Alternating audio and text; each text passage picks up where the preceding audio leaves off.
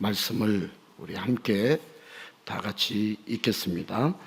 다윗 왕이 바후림의 이름에 거기서 사울의 친족한 사람이 나오니 게라의 아들이요 이름은 시므이라. 그가 나오면서 계속하여 저주하고 또 다윗과 다윗 왕의 모든 신하들을 향하여 돌을 던지니 그때 모든 백성과 용사들은 다 왕의 좌우에 있었더라. 시므이가 저주하는 가운데 이와 같이 말하니라. 피를 흘린 자여 사악한 자여 가거라 가거라. 사울의 족속의 모든 피를 여호와께서 내게로 돌리셨도다. 그를 이어서 내가 왕이 되었으나 여호와께서 나라를 내 아들 압살롬의 손에 넘기셨도다.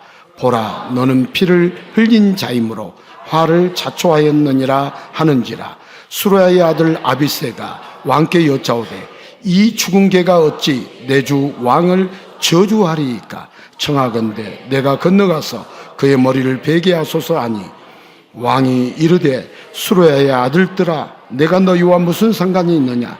그가 저주하는 것은 여호와께서 그에게 다윗을 저주하라 하심이니 내가 어찌 그리하였느냐 할 자가 누구겠느냐 하고, 또 다윗이 아비새와 모든 신하들에게 이르되 내 몸에서 난 아들도 내 생명을 해하려 하거든 하물며 이 베냐민 사람이랴. 여호와께서 그에게 명령하신 것이니 그가 저주하게 버려두라. 따라서 합시다. 저주하게 내버려 두라. 오늘 저주하게 내버려 두라라는 이 말씀의 내용 속에서 오늘 말씀의 제목을 한번 따라서 하겠습니다. 저주에서 감사로. 자, 오늘 핵심의 내용은 저와 여러분이 도저히 시므이 같은 존재가 우리 앞에 등장을 하면 우리는 용서 못하고 억울하고, 그가 저주하니 나는 더 저주를 해서 살아야겠다 하는 것이 이 세상의 가르침이지만, 우리 예수님은 저와 여러분을 저주의 인생을 살지 않고 감사의 인생을 살 수 있도록 저주하는 자를 저주로 맞대응하지 않고 예수님의 품 안에서 예수님의 시각으로 용서하고 축복해 주는 인생. 오늘 우리 할렐루야 찬양대가 우리 부모님들을 축복해 달라고 간절히 기원하였던 것처럼 저와 여러분의 인생이 다윗처럼 시므이를 저주로 맞대응하지 않고 용서하고 하나님께서 하시는 일에 내버려 두라 하면서 하나님의 품 안에서 하나님의 시각으로 시므이를 용서하고 품을 수 있는 그런 감사의 인생을 사는 것처럼 저와 여러분들도 그런 인생을 살아갈 수 있기를 주님의 이름으로 축복합니다. 자, 성춘향과 이몽룡 때문에 곤욕을 겪었던 변사또가 다른 지역으로 전출을 갔답니다. 그리고 이제는 탐관오리가 아니라 백성을 위하는 관리로 열심히 일했습니다. 그렇게 몇 년 후에 중년의 나이에도 혼자인 변사또를 위해 주변에서는 결혼할 것을 적극 권유했고 곳곳에 방을 붙이자 정한 날짜에 처녀들이 모여들었습니다.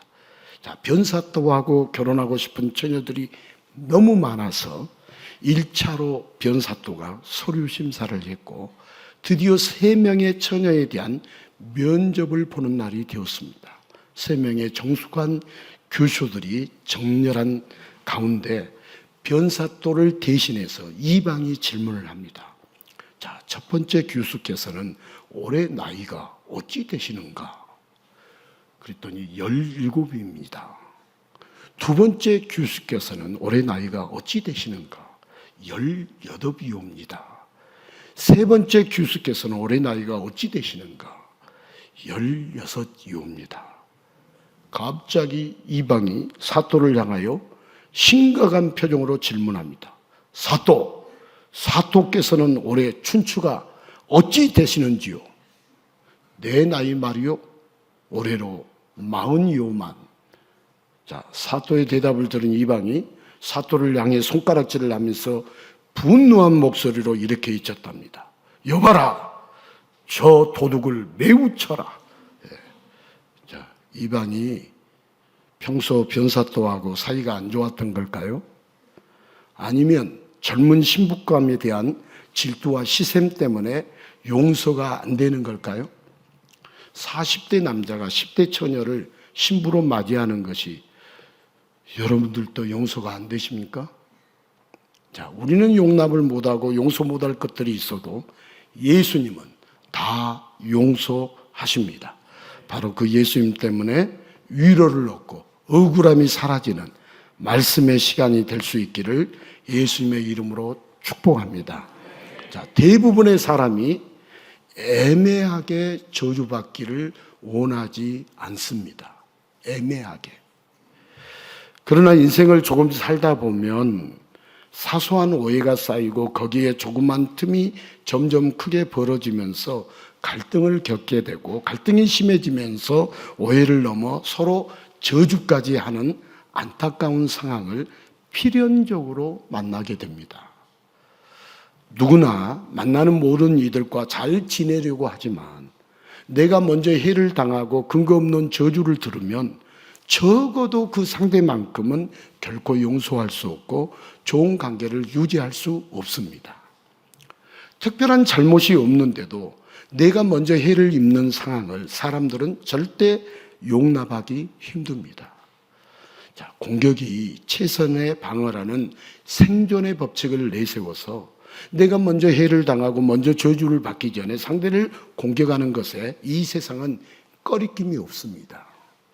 그렇게 인생에는 오해 혹은 실수 때문에 원치 않는 갈등이 생기고 그 갈등으로 인하여 많은 인간관계가 깨집니다.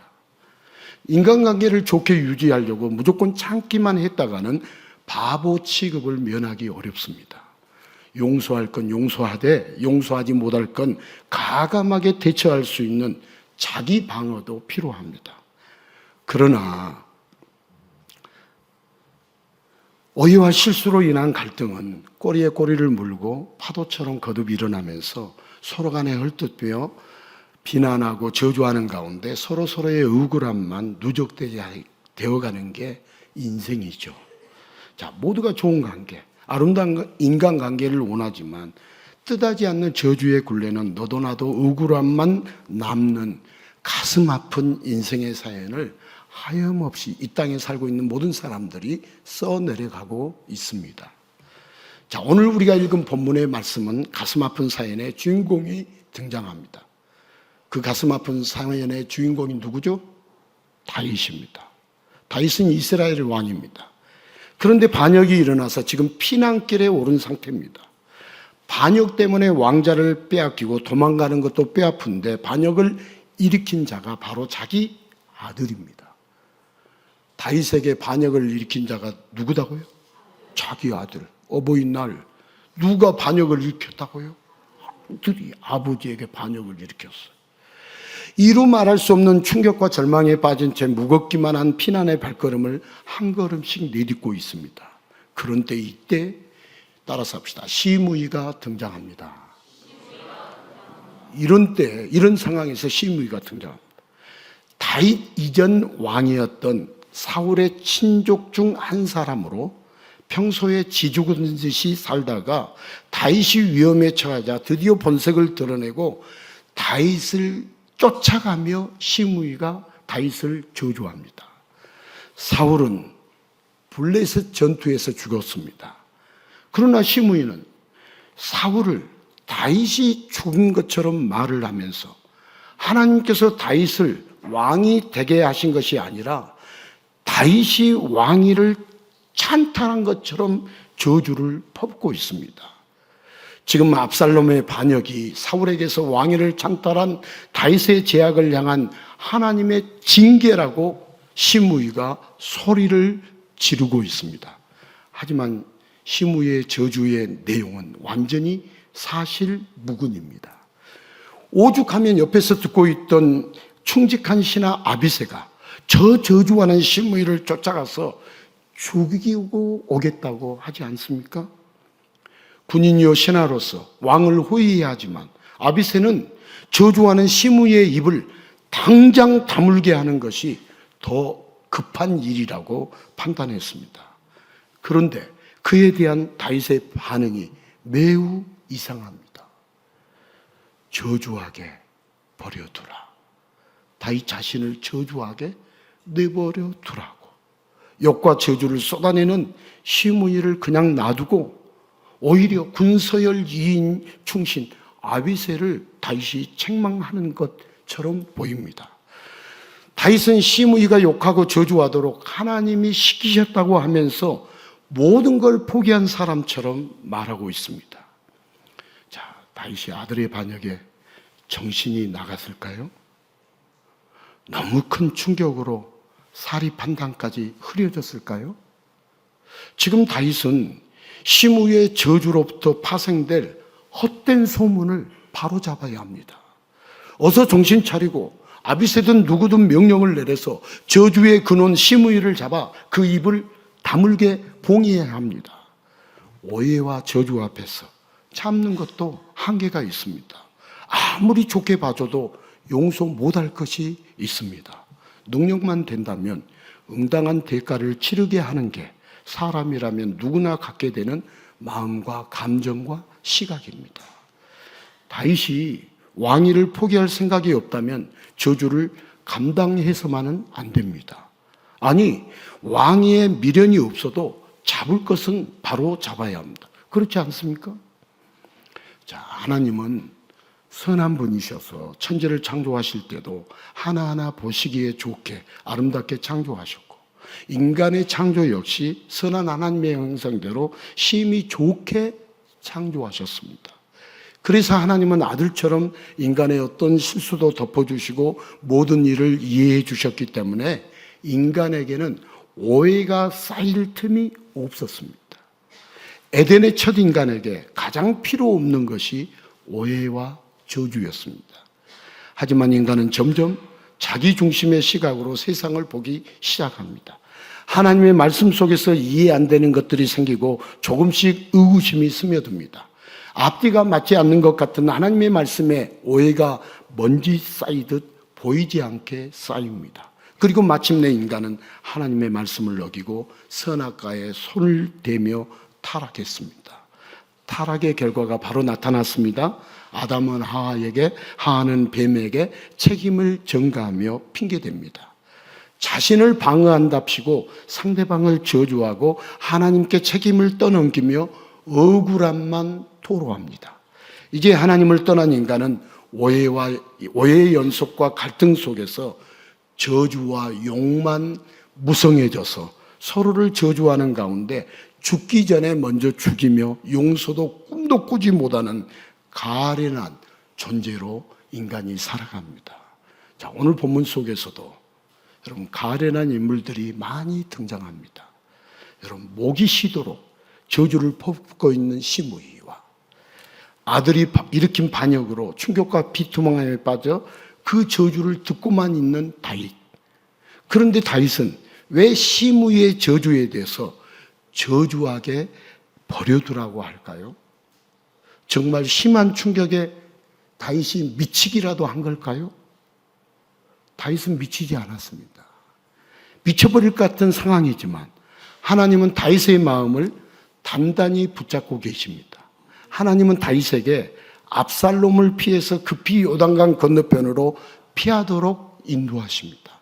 반면에 시므이에게는 다윗을 욕하도록 하나님은 역사하지 않으셨습니다. 시므이의 입술에 다윗을 저주하도록 권세와 명분을 주지 않으셨습니다. 하나님은 다윗이 애매하게 저주받는 모습을 다 보고 계십니다. 따라서 합시다. 하나님은 다 보고 계십니다. 다윗이 애매하게 저주받는 모습을 하나님은 다 보고 계십니다. 그리고 자신을 원망하는 자에게 맞대어 저주하거나 하나님을 원망하지 않고 가만히 있게 하십니다. 지금 하나님은 다윗의 눈을 하나님께로 돌려주시고 하나님의 품에 안아주셔서 모든 사건과 상황을 하나님의 시각으로 보도록 해주십니다. 다윗은 하나님을 잘 아는 자입니다. 다윗은 누구를 잘 아는 자다고요? 하나님을 잘 아는 자입니다. 저주하게 버려두라는 말은 하나님께서 시므이에게 저주를 명령했다는 말이 아니라 하나님께서 심의의 저주를 말리지 않았다는 말입니다. 저주하게 버려두다. 이 말은 하나님께서 심의의 저주를 말리지 않았다, 허락했다, 그런 말이죠. 곧 하나님께서 모든 것을 다 보고 계신다는 의미입니다. 하나님은 다윗을 보고 계시고 우리를 보고 계시고 지금도 하나님은 우리 모두를 보고 계십니다.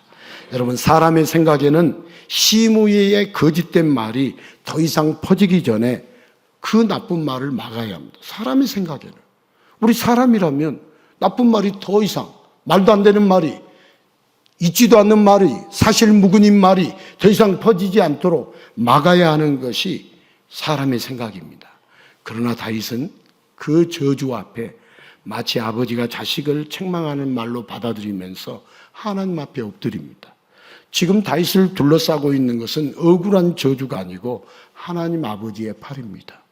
거짓의 저주 앞에서 인간의 눈으로 사건과 상황과 사람을 보면 어떤 자도 참을 수 없죠. 심의가 없는 말을 끄집어내서 할 때 어떤 자도 인간의 눈으로 사건이나 상황이나 사람을 보면 참을 수 없죠. 그러나 그 모든 것을 아시는 하나님의 품 안에서 보면 언제나 따스한 하나님만 보입니다. 다윗은 저주하는 심의가 매우 작아 보입니다. 저주하는 심의가 오히려 불쌍해 보입니다. 그렇게 하나님은 다윗의 눈을 돌리셔서 모든 형편을 아시는 하나님의 시각으로 보고 하나님께 엎드리도록 하십니다. 자, 예수님은 어떤 분이실까요? 하나님을 아시는 분으로 이 땅에 오셨습니다. 따라서 합시다. 예수님은 하나님을 아시는 분으로 이 땅에 오셨습니다. 자, 예수님은 어떤 분이냐? 예수님은 이 땅에서 모든 사람, 모든 사건을 하나님의 눈으로 보셨습니다. 예수님은 이 땅에서 모든 사람, 모든 사건을 하나님의 눈으로 보셨습니다. 하지만 이 땅의 사람들은 지독한 저주의 덫에 걸려 억울해하고 아파하면서도 자신 또한 저주의 할을 상대에게 겨누고 있습니다. 저주의 화살을 상대에게 겨누고 있습니다. 그것이 이 땅의 사람들은 자기의 최선의 방어라고 생각하면서 온 힘을 쏟습니다. 그런 이 땅의 인간들에게 하나님을 잘 아시는 예수님은 새로운 시각을 열어주십니다.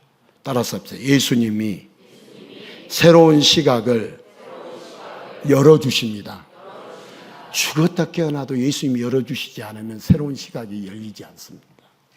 이 세상의 어떤 방법으로도 예수님이 열어주시는 하나님에 대한 시각을 누구도 열어주지 않습니다. 예수님만 하나님에 대한 것을 열어주십니다. 자, 그 내용을 한번 같이 읽겠습니다. 마태복음 11장 27절 28절 같이 읽습니다. 내 아버지께서 모든 것을 내게 주셨으니 아버지 외에는 아들을 아는 자가 없고 아들과 또 아들의 소원대로 계시를 받는 자 외에는 아버지를 아는 자가 없느니라. 수고하고 무거운 짐진 자들아 다 내게로 오라. 내가 너희를 쉬게 하리라. 아멘. 여러분, 이 땅에 살고 있는 모든 인간은 하나님을 잊어버렸습니다. 하나님이 어떤 분이신지, 무엇을 행하시는지, 어떤 마음을 품고 계시는지. 제가 3주 동안 하나님이 어떤 분이신지, 무엇을 행하셨는지, 하나님이 어떤 마음을 품고 계시는지 3주 동안 내내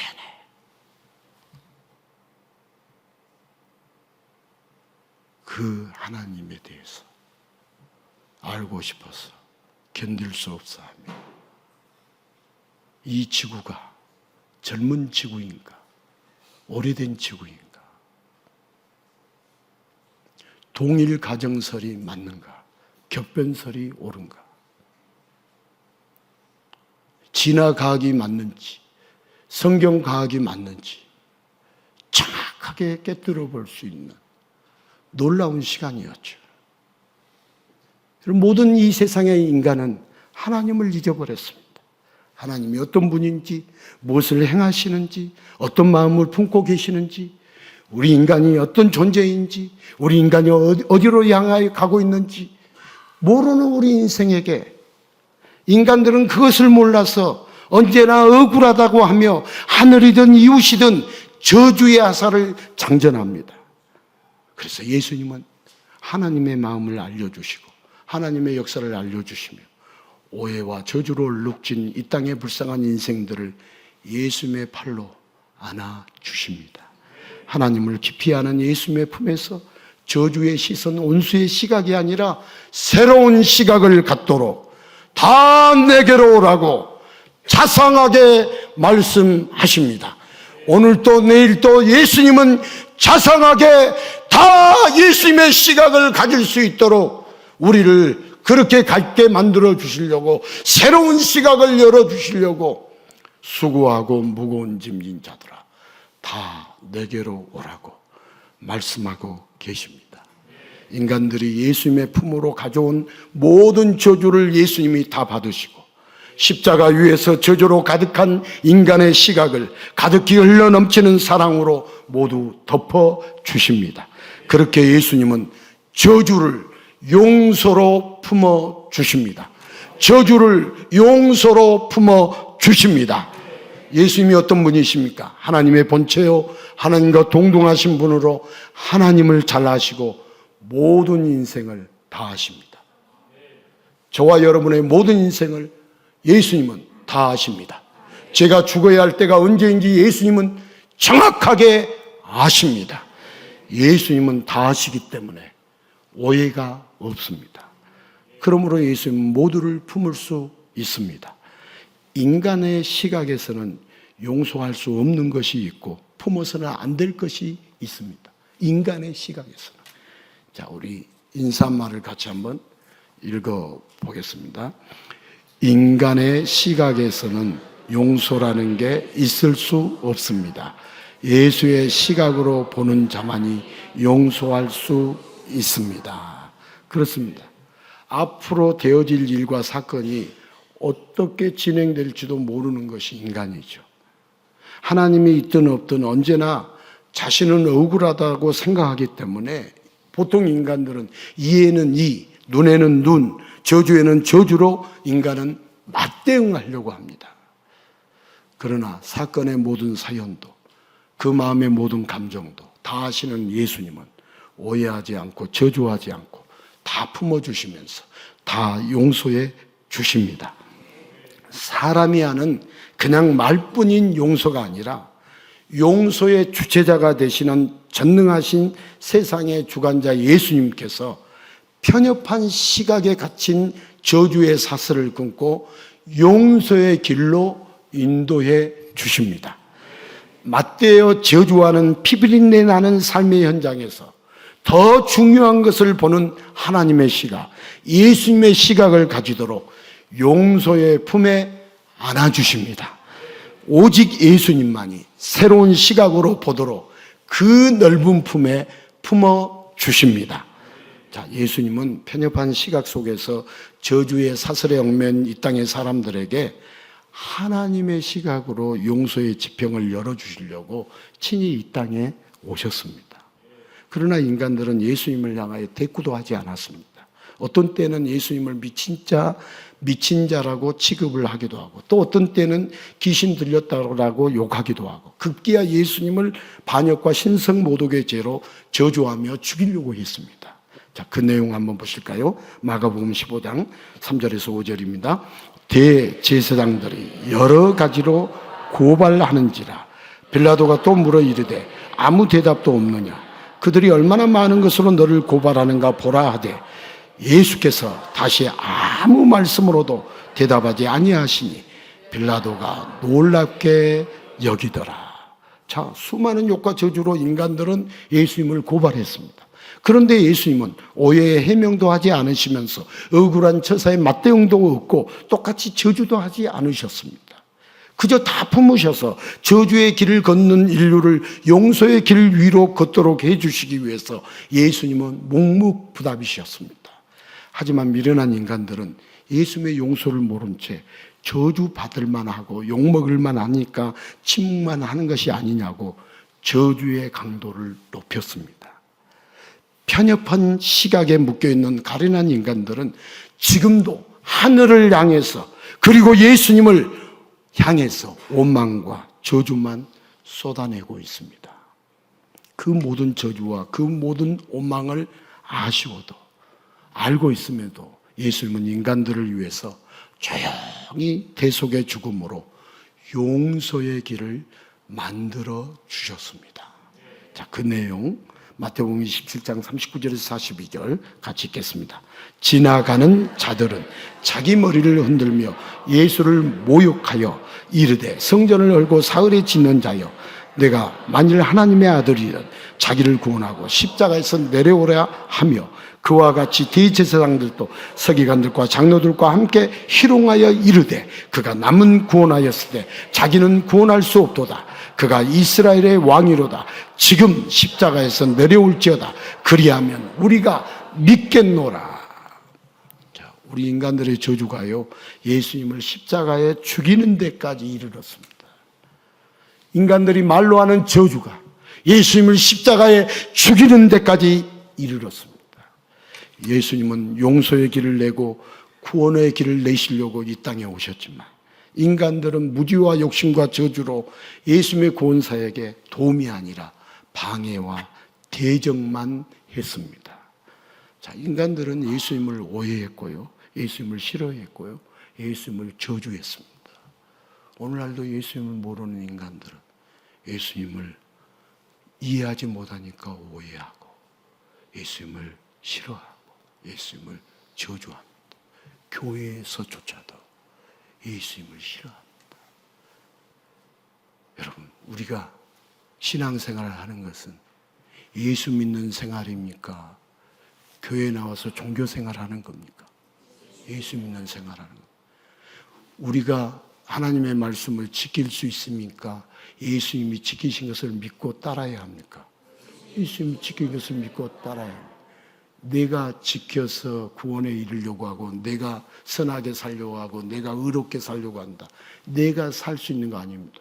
내가 살았다고, 내가 깨끗하게 의롭게 살았다고 한 사람들은 예수 공로를 다 짓밟아 버리죠. 예수님이 의롭게 살게 해주시고 예수님이 깨끗하게 살게 해주고 예수님의 공로이지, 우리로서는 아무리 성경을 많이 읽고 기도를 많이 하고 봉사를 많이 해도 내가 깨끗하게, 내가 나를 의롭게 만들 수 있고 내가 구원에 이를 자가 없어요. 예수님의 공로로 예수를 믿고 예수님이 씻어주시고 예수님이 우리를 선하게 살도록 역사해 주셔서 선하게 살았다. 예수님 영광을 받으십시오. 예수님의 공로입니다. 이렇게 진짜 신앙생활이지. 한국교회 한번 여러분들 들어보십시오. 예수 공로를 찬양하는가, 인간의 의를 내세우는가 들어보십시오.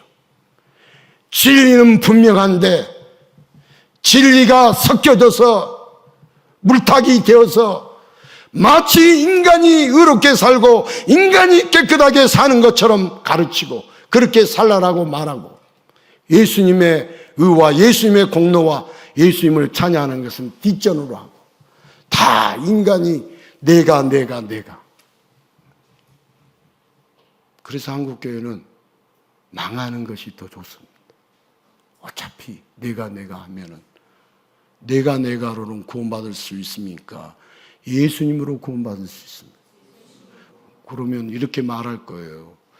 우리가 내가 하면서도 구원받는 것은 예수님이다. 나가 이렇게 믿고 있지 않느냐 이렇게 말할 거예요. 근데 입술에 열면은 다 예수님이라고 그래요? 내가라고 그래요?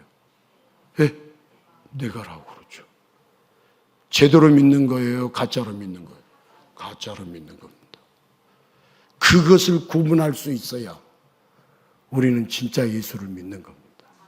그것 때문에 제가 3주간 눈 떠도 교육받고 차 안에서도 교육받고 하루를 마무리하면서도 교육받고, 목사님 왜 얼굴이 그렇게 새까맣게 타졌습니까? 광야, 사막에, 모압이 사막에서 주님을 찾아 헤매이면서 격변설이 맞느냐, 동일 가정설이 맞느냐, 성경 과학이 맞느냐, 진화 과학이 맞느냐 몸부림치면서 지금도 살아서 역사하시면서, 여러분, 지구가 젊은 지구이냐 늙은 지구이냐, 구석기 시대 때 돌만 깨고 인생이 살았다, 신석기 시대 때 돌만 갈고 살았다, 이게 세상의 과학이요 진화 과학인데, 우리는 진화 과학에 물들어서 왜곡된 신앙 세계관을 가지고 우리는 살아오면서 생명의 길이 아니라 사망의 길을 가고 있는데, 주님은 그게 아니다. 여러분 생각해 보세요. 45억 년 된 지구라고 생각하면 이 지구가 얼마나, 저는 100년도 살지는 못했어요. 그런데 무서운 과학이 발전했다. 여러분, 노아의 홍수 심판 한 번으로 온 지구가 격변이 일어났어. 생긴 지형들을 보고 45억 년 동안 깎이고 쌓이고 해서 쌓였다라고 말하는 거짓된 세계관을 가르치고 있는 것에 물들어 있는 우리들은 생존 경쟁, 약육 강식, 진화론과 공산주의와 무자비한 자본주의에 빠져가지고, 그러니까 트럼프도 우시장 사람만 시간이 있으면 가서 트럼프를 죽이고 싶다고 말하는 것이 아니라, 제가 분명히 물어봤어요. 목사님, 기름을 넣다가 물어봤어요. 미국 사람 트럼프에 대해서 어떻게 생각하냐. 저 그 말만 물어봤어요. 그러니까 그 목사님 대답할 때 죽이고 싶어 한다. 다는 아니겠지만. 그래서 내가 그랬어요. 우리 우시장 시간이 없어서 트럼프한테 못 간답니다. 죽이고 싶은데. 내가 들었거든요, 가기 전에. 뭐가 없어서? 시간이 없어서. 사업을 해야 되니까 시간이 없어서.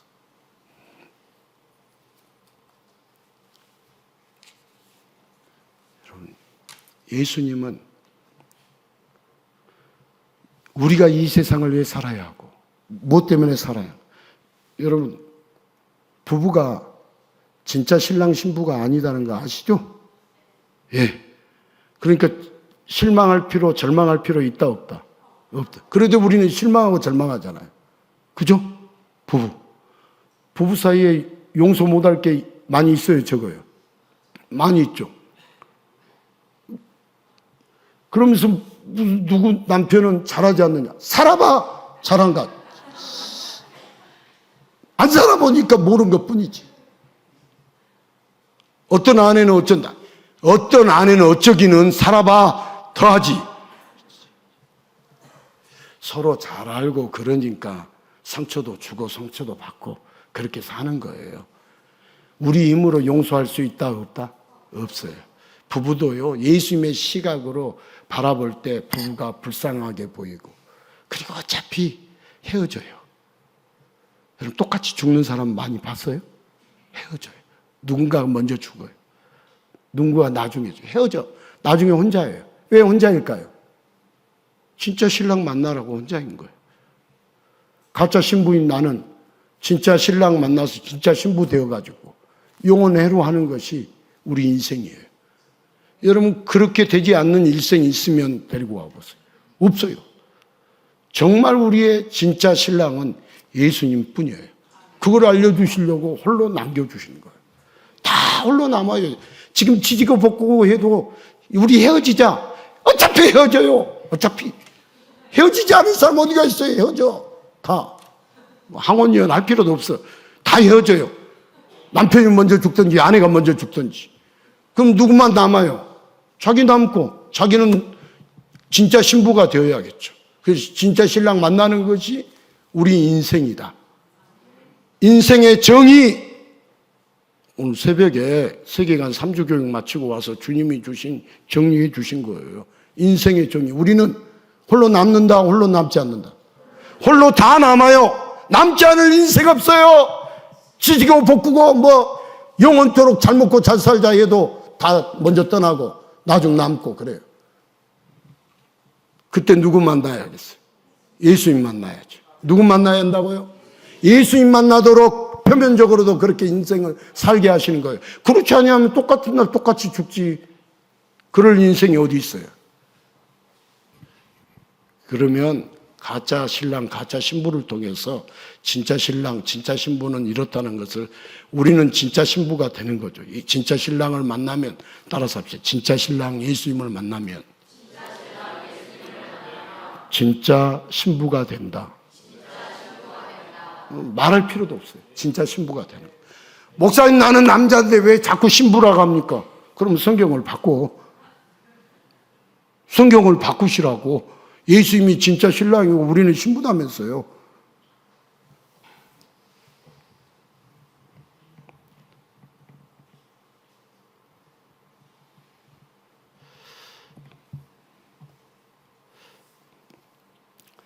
우리 예수님이 다윗이 그랬던 것처럼 많은 사람들이 예수님을 모르니까, 오해하니까 저주하고 또 조롱하고 욕해도 거기에 반응을 보였습니까? 반응을 보이지 않았습니까? 대꾸를 하셨습니까? 대꾸를 하지 않으셨습니까? 예수님은 그냥 저주하도록 내버려 두셨죠. 오늘 다윗이 시므에 대해서 그런 것처럼 내버려 두시죠. 그 모든 저주와 오해와 모든 인류의 죄악을 홀로 다 짊어지고 용서하셔야 했기 때문입니다. 그렇게 십자가에서 아무런 대응도 없이 모든 죄값을 지고 처절하게 죽은 예수님은 인간의 시각으로는 여지없이 실패의 시간이었습니다. 그러나 예수님의 시각에서는 하나님의 품에서 구원을 완성하고 계시는 십자가 위의 시간이 감격의 시간이었습니다. 자, 예수님의 시각으로 보면 감격의 시간, 인간의 시각으로 보면 처절하게 아무런 반응도 못 보이고 실패하는 시간, 애매한 저주와 오해와 그로 인한 상상도 할 수 없는 아픔과 고통 속에서도 예수님의 시선은 저주 너머의 용서를, 죽음 너머의 부활을 여러분 보이셔야 돼요. 저주 너머의 용서를 볼 수 있어야 합니다. 죽음 너머의 부활을 볼 수 있어야 합니다. 예수님을 만나고 예수님과 교제하는 사람은 죽음 너머에, 우리는 죽음으로 끝납니까? 죽어도 다시 삽니까? 예수를 믿는 사람은 죽어도 살겠고 영원히 죽지 않는 자가 여러분 예수를 믿는 자들입니다.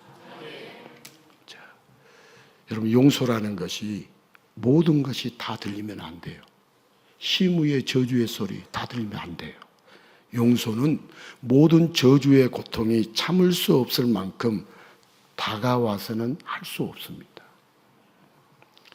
그래서 인간의 시각에서는 용서라는 게 있을 수 없습니다. 인간의 시각으로는 용서할 수 있다 없다? 없습니다. 귀에 계속 저주가 들리고 계속 저주의 고통이 아프게 하기 때문에 인간은 용서하고 싶어도 용서의 길로 돌아설 수가 없습니다. 하지만 우리가 예수님의 품에 안기면 수고하고 무거운 짐 자들아 다 내게로 오라겠잖아요. 예수님의 품에 안기면 그때 저주의 소리가 더 이상 들리지 않고 저주의 고통이 더 이상 아프지 않습니다. 여러분 우리 순교할 수 있어요 없어요? 순교할 수 있어요. 인간적으로는 못해요. 그런데 왜 순교하냐면 주님이 아프게 하지 안 해주시기 때문에, 아픔을 못 느끼도록 해주시니까 순교하는 거예요. 아멘? 순교도 그런 누구의 은혜다? 주님의 은혜예요. 자기가 순교하고 뭐 인내 잘하니까 순교한다. 아니에요. 이 땅에 믿음의 선진들이 순교했던 분들이 주님이 붙잡아 주시니까 순교할 수 있었어요. 여러분 예수님이 다 막아주시고 예수님이 모든 고통을 대신 치르시기 때문입니다. 예수님의 품에서 예수님과 함께 예수님의 시각으로 볼 때 용서가 시작됩니다. 누구의 품에서? 예수님의 품에서 예수님과 함께 예수님의 시각으로 볼 때 뭐가 시작이 된다고요? 용서가 시작됩니다. 그래서 용서는 인간의 영역이겠어요? 예수님의 영역이겠어요? 여러분들이 누군가를 용서하려고 할 때 인간의 영역이겠어요? 예수님의 영역이겠어요? 예수님의 영역. 예수님을 만나서 그 품에 안긴 자, 예수님의 시각으로 보는 자만이 용서할 수 있습니다. 예수님의 시각으로 보는 자만이 용서할 수 있습니다. 그러나 사람을 만난 자, 인간의 시각으로 보는 자는 오로지 저주의 저주로 대응할 수밖에 없는 것이죠. 자, 다윗은 하나님의 품에 있었기에 저주를 받으면서도 맞대어 저주하지 않았습니다. 누구의 품에 있었기에? 하나님의 품에. 여러분, 우리가 예수님의 품에 안에 있으면 맞대어 저주한다, 저주하지 않는다? 저주하지 않습니다. 따라서 합시다. 용서는 인간의 시각이 아니라 예수님의 시각이다. 자, 예수님의 품에서 예수님과 함께 볼 때 용서는 저주를 누르고 내 영혼의 자리를 잡습니다. 저주로 맞대응하지 않아요. 예수님의 품 안에 예수님과 함께 그 상대방을 바라볼 때 용서는 저주를 누르고 내 영혼의 자리를 잡죠. 자, 우리 하나님 아버지는 모든 자를 다윗처럼 품어주고 싶어 하십니다. 그러나 하나님을 오해하고 떠나면서 타락한 인간은 하나님의 품을 잊어버리고 저주의 굴레에서 허우적됩니다. 그래서 하나님 아버지는 이런 불쌍한 인생들을 다시 품에 안아주시고자 하나님을 알고 하나님의 시각을 가진 누구를 보내주신 거예요? 예수님을 보내주십니다. 편협한 인간의 시각에 갇혀있는 사람들에게 십자가에서까지 하나님을 보는 예수님이 찾아가셔서 그들을 품에 안으시고 다시 하나님의 품을 맛보게 해주십니다. 하나님의 품을 맛보게 해주십니다. 예수님이 그 크신 품에 품어주시면 편협한 저주에서 벗어나서 용서의 길로 옮겨집니다. 예수님을 통하여 인간의 시각에서 벗어나게 해주신 하나님 아버지의 은혜로 예수님의 품에 안긴 자마다 저주의 굴레에서 완전히 벗어나는 기쁨을 누리게 되었습니다. 자, 오늘 다윗은 정말 안타까운 상황 속에 있습니다. 화병으로 목덜미를 잡고 쓰러져도 이상할 게 없습니다. 그러나 다윗은 지금 처절한 상황에 둘러싸인 것이 아니라 하나님의 품 안에 안겨 있는 것을 알기에 저주의 고통을 많이 느끼지 못합니다. 하나님의 품 안에 있으면 저주하는 그 고통을 느낀다, 못 느낀다? 못 느낀다. 저주의 고통이 참을 수 없을 만큼 다윗에게 다가오지 못합니다. 하나님은 시므이의 모든 저주가 다윗의 영혼과 마음을 짓누르지 못하도록 포근하게 하나님이 다윗을 품어 주십니다. 자, 시므이의 거짓은 더 이상 퍼지지 않습니다. 다윗이 막지 않았어도 퍼지지 않습니다. 여러분, 하나님이 막으시면 발 없는 말이 천리를 가는 것이 아니라 단 1mm도 벗어나지 못합니다. 자, 하나님이 막으시면 말이 퍼진다, 안 퍼진다? 안 퍼진다. 자, 지금 다윗은 피난길에 올라 있습니다. 하지만 하나님을 보고 하나님의 품에 있기에 다윗에게는 피난길이 아니라 마치 소풍 나온 산책길과 같습니다. 다윗의 길이 무슨 길이라고요? 산책길. 누군가가 아무리 저주를 해도 즐거운 산책을 누릴 수 있는 건 이것이 하나님의 품에 안겨 하나님의 시각을 가진 자의 놀라운 특권입니다. 이제 다윗은 시므이를 저주하지 않고 시므이의 저주를 저주로 듣지 않고 하나님께 나아가는 촉매제로 사용을 합니다. 그럼 저주가 거세질수록 다윗은 하나님의 품에 파고들고 하나님은 더욱 품에 안아주면서 다윗이 가는 길을 하나님께서 인도해 주십니다. 자, 우리 인생을 살다 보면 오해와 갈등이 없을 수가 없어요, 있어요. 오해와 갈등이 인생을 살다 보면 여러분 오해받고 갈등할 수밖에 없는 것이 다 있죠. 그리고 그 오해와 갈등 속에서 스스로 저주를 당할 수도 있어요, 없어요? 있죠. 여러분, 저주를 당할 때 합당한 이유도 없이 애매하게 당하게 된다면 우리 속이 상해요, 안 상해요? 분노가 솟구쳐요, 솟구치지 않아요? 그래서 더 강한 저주로 맞대응하고 싶어요? 안 하고 싶어요? 하고. 그럴수록 저주의 사슬은 더욱 오히려 자기를 단단하게 조여가는 것뿐이죠. 이런 일련의 가정은 도무지 피할 길이 없어 보입니다. 자, 갈등 없는 원만한 삶은 이 땅에 살면서 갈등 없는, 억울함 없는 삶은 이 땅에서 가능할 것 같아요? 가능하지 않을 것 같아요? 가능하지 않습니다. 여러분, 갈등 없는 삶, 좀 모든 사람들하고 스마트하고 편안하고 어려움 없는 삶, 부부도 갈등도 없고 오해도 없고 이렇게 살면 없어요. 혼자 저 무인도에서 가면 혼자 가서 살면 가능해요. 그렇지 않고는 오늘 또 교회 안에서 어디에 있어든지 갈등, 오해 뭐 이런 거 있어요, 없어요? 가정의 부부 갈등, 오해 있어요, 없어요? 있어요. 혹시라도 뭐 다른 남편 이야기하고 그러면 살아봐라고 그래야 돼. 소리를 확 질러야 돼. 다 똑같아요. 다 죄인이고. 하지만 누구든지 여러분 예수님의 품에 안기면 전혀 새로운 시각이 열립니다. 여러분 저주가 들리지 않고요. 저주의 고통이 안마 수준이라면 더 이상 저주의 저주로 맞대응할 필요가 없어지는 거예요. 여러분 저주의 고통이 있을 수 있어요. 그게 안마 수준, 물리치료 수준이라면 여러분 더 이상 저주의 저주로 맞대응할 필요가 없죠. 저도 이번에 막 모래 사막, 그 사막 강야로 이렇게 들어갈 때 4바퀴 돌아가는 SUV 차량으로 가는데 아무리 운전대를 붙잡아도 차가 요동을 치니까 어떤 분은 교통사고 나가지고 어디가 몸이 안 좋았는데 그때 안마 수준에 그걸 받아가지고 고쳐받았다고 고백 나누며 써놨더라고. 교통사고 난 지 얼마 안 됐는데 그게 그렇게 아팠었는데 그때 샌드 모드로 해가지고 사막으로 달릴 때 어찌나 차가 막 지뚱지뚱 하는지. 7일 동안 운전을 하는데 저녁에는 잠만 잤습니다. 왜냐하면 하루 종일 운전을 해야 한대. 하루에 평균 484km를 운전했는데 7일 동안 합치면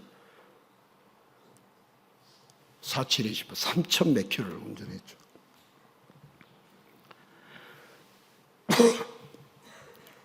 자, 우리 예수님이 우리의 품에 안아주시면 다윗처럼 세상을 새롭게 보면서 예수님과 함께 용서의 길을 걸을 수 있어요, 없어요? 있어요. 자, 운명 같아 보이는 저주의 굴레를 예수님이 끊어주실까요? 끊어주시지 않을까요? 끊어주시. 오해와 갈등이 끊임없이 일어날지라도 지금도 두 팔을 벌리고 다 내게로 오라고 말씀하시는 우리 예수님의 품에 안기면 저주의 사슬과 굴레에 속박되지 않고 세상이 신기해하는 용서의 삶을 살게 됩니다. 욕을 하고 저주를 하는데도 방긋 웃음을 지을 수 있다면 여러분 게임 끝난 거 아닙니까? 여러분 우리가 용서라는 것은 절대 그냥 참아서 되는 게 절대 아닙니다. 여러분 참으면 스트레스가 되고 화병밖에 남는 게 없습니다. 여러분 그러면 어떻게 용서를 할 수 있느냐? 참아서 되는 게 아니라 오직 예수님이 예수님의 품에 품어주실 때 저주도 들리지 않게 해주시고 들려도 아프지 않게 해주셔서 예수님과 함께 용서의 길을 가게 하십니다. 누구든지 두 팔을 벌리고 기다리시는 예수님의 품에 안기기만 하면 갈등과 저주의 인생에서 완전히 벗어나서 용서와 화해와 감사의 삶을 기쁨으로 살아가게 됩니다. 자, 어딘지 모르게 일반 세상 사람들과는 달라도 다른 사람을 성도라고 말합니다. 하지만 성도라 할지라도 때로는 예수님의 시각보다도 인간의 시각이 앞설 때가 있어요, 없어요? 우리 성도인 우리들도 예수님의 시각보다 인간의 시각이 앞설 때가 있어요, 없어요? 있습니다. 여러분 소위 욱 할 때가 있어가지고 우리 안에서 거침없는 저주의 말이 나오고 주체할 수 없는 분노가 솟구치기도 합니다. 성도라 할지라도. 여러분 성도라고 해서 오해와 갈등이 비켜가지 않습니다. 그러나 성도는 욱 하고 폭발했다가도 여전히 두 팔을 벌리고 계신 예수님을 보는 사람이 성도입니다. 예수님을 바라보는 사람이 성도입니다. 예수님은 언제나 성도를 꼭 품어주시기를 원하십니다. 눈을 맞춰주시며 세상을 보지 않고 신랑 되신 예수님의 얼굴을 보게 해 주십니다. 여러분 좋든 싫든 누군가로부터 저주의 말을 듣게 될 때 성도는 다윗처럼 예수님의 품에 안겨서 예수님을 바라보며 자기 아픔과 고통과 억울함을 모든 것을 아시는 예수님께 여러분 토설해야 합니다. 예수님 내가 이렇게 듣지 않아야 할 저주를 듣고 있지 않습니까? 내가 있지도 않는 사실무근의 말을 내가 이렇게 듣고 있지 않습니까? 이렇게 예수님께 토설해야 합니다. 여러분, 예수님의 품 안에는 저주가 없습니다. 예수님의 품 안에는 거짓이 없습니다. 예수님의 품 안에는 해할 자가 아무도 없습니다. 이런 예수님의 품 안에서 성도는 세상 사람과는 완전히 다른 사람이 됩니다. 여러분, 드물지 않게 교회에서 상처받았다는 사람을 종종 볼 수 있습니다. 왜 예수님의 사랑이 가득한 교회에서 상처를 주고 상처를 받을까요? 여러분, 아무리 사랑이 가득해도 그 사랑을 느끼지 못하면 아무런 소용이 없는 것이죠. 자, 예수님이 팔을 벌리시고 기다리고 계시지만 옆에서 팔짱만 끼고 있으면 저주는 계속 들려오고 그 저주의 고통에 몸부림치게 됩니다. 자, 교회에서 상처를 받았다면 상처받은 사람도 상처를 준 사람도 예수님의 품에 안기지 못했기 때문입니다. 자, 성도는 예수님을 통하여 세상을 보아야 합니다. 성도는 예수님을 통하여 사람을 보아야 합니다. 그렇게 성도는 예수님을 따라 용서를 흉내내면서 용서를 배워가는 예수님의 제자들이 성도입니다. 우리는 예수님의 시각을 가지고 신앙의 성도들과 예수님의 시각을 나눌 수 있기를 축복합니다. 다윗이 하나님께 나아가고자 할 때 군사령관 아비새는 시므이를 죽이자는 인간적인 제안을 합니다. 인간적으로는 아비새를 생각할 때 충성심이 느껴지고 의리가 느껴지고 고마운 마음이 들지도 모릅니다. 그러나 우리는 하나님이 원하시는 것을 정확히 알아야 합니다. 하나님이 원하시는 것을 분명히 알아야 합니다. 다윗의 마음은 하나님을 향하고 있는데 아비새와 신하들은 다윗의 마음을 땅으로 끌어내리고 있습니다. 다윗은 저주의 대상을 넘어서 하나님의 품에 안기기를 원하는데 아비새와 신하들은 인간적인 시각으로 복수를 말하고 있습니다. 오늘 본문에 정확하게 말하고 있습니다. 세상은 하나님의 자녀들에게 뭐라고 말하냐? 맞대어서 저주하라고 합니다. 세상은 하나님의 자녀들에게 당하지만 말고 거짓을 꾸며서라도 상대를 저주하고 상대를 죽이라고 합니다. 그러나 우리는 예수님께 여러분 모든 것을 맡겨야 합니다. 나의 비참한 상황도 맡겨야 합니다. 나의 저주당하는 고통을 맡겨야 합니다. 우리의 전부를 예수님께 맡겨야 합니다. 어떤 사람들은 실패가 너무 고통스러워서 자기 삶을 스스로 저주하기도 합니다. 그러나 우리는 살다가 실패해도 그 고통의 시간을 예수님의 품에 안겨가지고 오히려 쉼의 시간으로, 회복의 시간으로 여러분 받아들일 수 있기를 축복합니다. 결국 이런 사람들이 예수님의 품 안에서 자신도 용서하고 세상도 용서하고 자기 환경도 용서할 수 있습니다. 그러나 예수님을 알지 못하면 인간의 시각으로 낳아준 부모를 저주하고 왜 나를 낳으셨냐고, 왜 하나님이 나를 이 땅에 보내시냐고 저주하고 원망하고. 여러분, 우리 입술의 열매를 보면 예수를 만나고 있는지 예수를 믿는지 안 믿는지를 입술의 열매를 보면 알 수 있다, 알 수 없다? 알 수 있다. 예수님을 못 만나고 예수님을 깊이 예수님을 모르는 자들은 입술의 열매 보면 늘 불평, 늘 원망, 하나님을 향해서 삿대질하고 부모님을 향해서 왜 나를 낳아서 이렇게 고생스럽게 살게 만드냐고. 모든 환경을 봐도 다 부정, 불평, 원망. 여러분, 입술의 열매가 있어요, 없어요? 자, 입술의 열매가 있어요, 없어요? 여러분, 찬양하고 감사하고 영광을 돌리는 거 좋은 열매예요, 나쁜 열매예요? 좋은 열매. 입술의 열매가 있어요. 우리 열매를 삶으로 못 맺으면 입술의 열매, 오직 하면 내 입술에 파수꾼을 세워달라고 간구하겠어요? 우리는 입술의 열매가 있어요. 예수님을 알지 못하면 인생에서 누군가가 나를 저주하는 일은 꼭 나타나죠. 여러분, 우리를 저주하는 일이 나타나는데 이것을 이기는 유일한 방법은 예수님의 품 안으로 쑥 들어가는 것입니다. 예수님 품 안으로 쑥 들어가는 것입니다. 내가 용서하는 거 아닙니다. 예수님이 나를 통해서 용서할 마음도 주시고 용서할 기분도 주시고 내가 예수님으로부터 1만 달란트의 빚진 자, 용서를 받은 자다라는 것을 깨달아 알게 해주시는 거죠.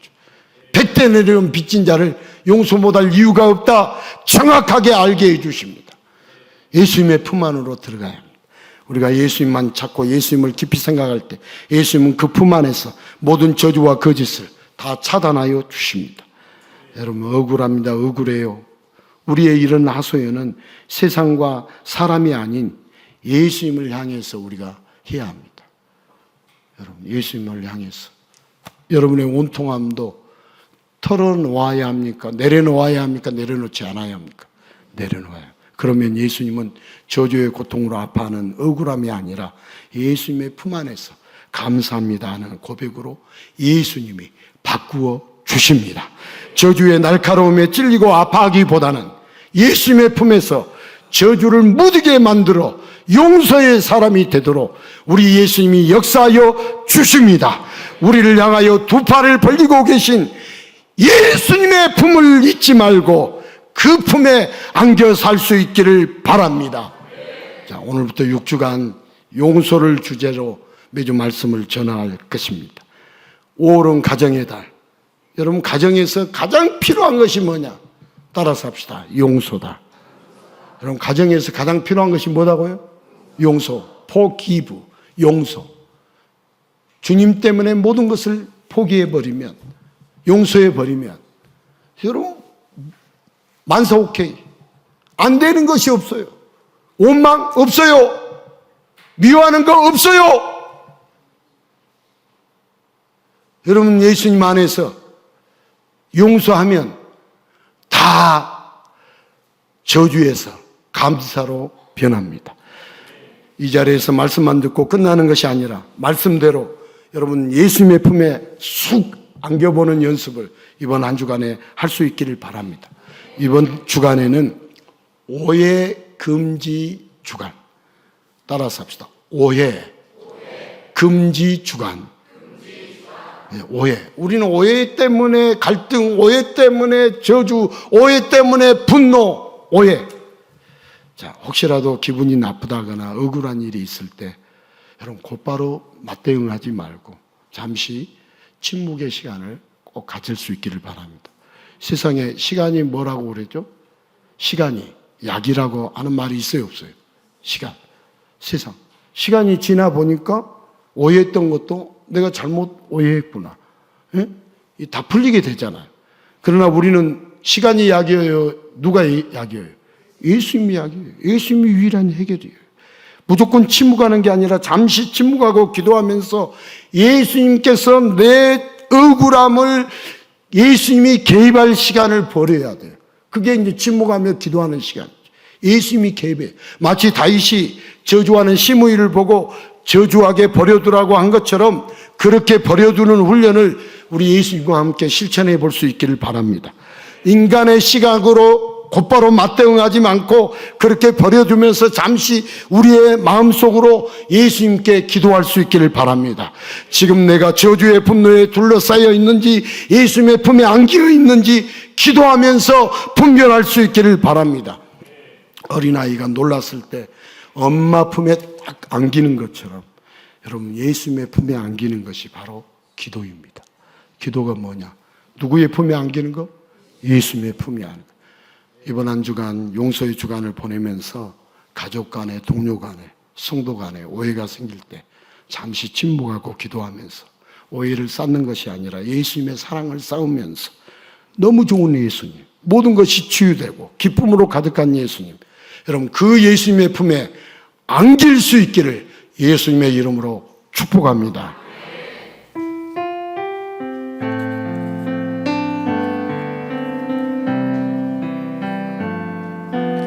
주 품에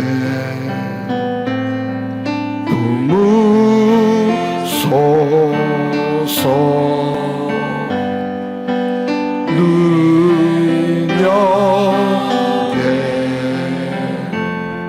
발로 덮으소서. 거친 파도 날 향해 와도 주와 함께 날아오르리. 폭풍 가운데 나의 영혼 잠잠하게 주를 보리라. 주님 안에 나 거하리. 주님 안에 나 거하리.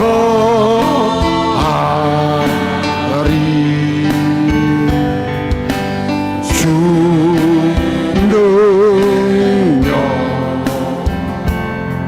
나 잠잠히 믿네. 거친 파도 날 향해 와도 주와 함께 날아오르리. 폭풍 가운데 나의 영혼 잠잠하게 주를 보리라. 우리 예수님은 어떤 분이십니까? 저주에는 저주로 맞대응하며 자기 방어에 충실한 삶으로 살도록 하시는 분이 아니라 예수님의 품 안에서 편협함을 벗어나서 예수님의 시각으로 예수님의 용서를 품게 만들어주시는 놀라우신 분이십니다. 오늘 또 예수님의 용서를 품도록 예수님의 품 안으로 돌아오도록 역사해 주시는 그 예수님을 더 알게 하여 주시옵소서. 그 예수님을 더 깊이 만나게 하여 주시옵소서. 인간의 시각으로 사는 것이 아니라 예수님의 시각으로 살게 하여 주시옵소서. 인간의 시각으로는 용서를 할 수 없지만 예수님의 시각으로만 용서할 수 있습니다. 예수님의 품 안에 거하여 예수님의 시각으로 새롭게 눈이 열리게 하여 주시옵소서. 우리 함께 기도하겠습니다.